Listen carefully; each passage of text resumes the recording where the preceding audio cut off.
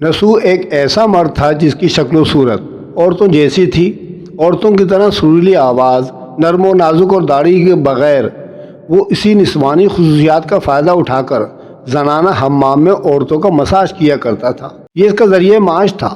کئی بار اس کے زمین نے اس کو ملامت کی، لیکن وہ توبہ کر کے توڑ دیا کرتا تھا۔ ایک دن بادشاہ کی بیٹی اس کے حمام میں آئی اور مساج کے دوران اس کا قیمتی ہیرو کا ہار کہیں کھو گیا۔ شہزادی نے تلاشی کا حکم دے دیا۔ نسو گھبرا گیا کیونکہ اس کی حقیقت کھل جاتی۔ وہ ایک کونے میں چھپ گیا۔ جب اس نے دیکھا کہ کنیزیں اس کو ڈھونڈ رہی ہیں تو اس نے روتے ہوئے سچے دل سے خدا سے توبہ کی اور دعا کی، اے اللہ، میں وعدہ کرتا ہوں کہ آج کے بعد کبھی یہ گناہ نہیں کروں گا۔ آج میری عزت رکھ لے۔ اس کی دعا قبول ہو گئی۔ باہر سے آواز آئی کہ ہار مل گیا ہے۔ نسو کی آنکھوں میں آنسو آ گئے۔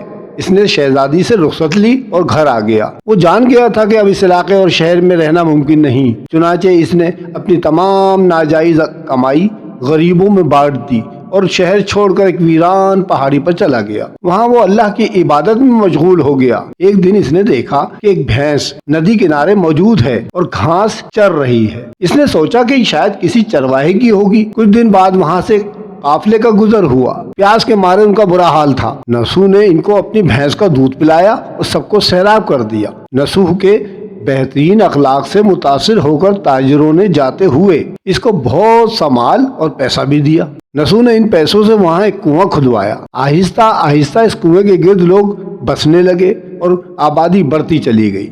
نسو کے نیک اخلاق کی وجہ سے ہر کوئی اس کی عزت کرتا تھا۔ اس کی نیکی کے چرچے بادشاہ تک بھی جا پہنچے۔ بادشاہ نے اس کو دربار میں طلب کیا، لیکن نسو نے اس کے پاس جانے سے انکار کر دیا۔ اس بے نیازی نے بادشاہ کو بڑا متاثر کیا۔ اس نے خود نسو سے ملنے کا فیصلہ کر لیا، لیکن افسوس، جب بادشاہ نسو کی بستی میں داخل ہوا تو اس کی روح قبض ہو گئی۔